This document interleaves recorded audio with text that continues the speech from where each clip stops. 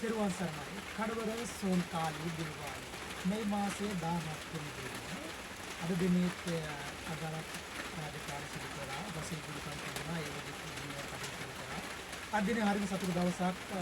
දුරකථන ඇමතුම් 15 වෙනිදා 16 අද දිනෙත් ආව දුරකථන ඇමතුම් 6ක්ම ලැබුණා. ඒ 6ම මට දරු කියා සිටියේ වෙද මහත්තයා කරපු රාජකාරිය හරි මම මොන කතා කරනවා මහත්තයා කතා කරනවා කොහොමද ඔබට කියලා මම කතා කරනවා අපි දැන් සතුටින් ඉන්නවා කියලා කතා කරගෙන සතුටුයි මම කරපු වශීගුරුකම් සාර්ථක කරදුන්නා ඒ දරුවෝ මට කතා කරලා මට ස්තුති කරපු සම්බන්ධව ඒ දරුවන්ට ස්තුතියි අර අප්පච්චි අම්මා සෝන්කල් නෑන මානසිකයි ඒ දරුවන්ට ඒ වගේම තමයි දුබාර රාජ්‍යයේ සිටින දරුවෙක් ගැටලු ප්‍රශ්න ටිකක් තිබුණා ඒ දරුවට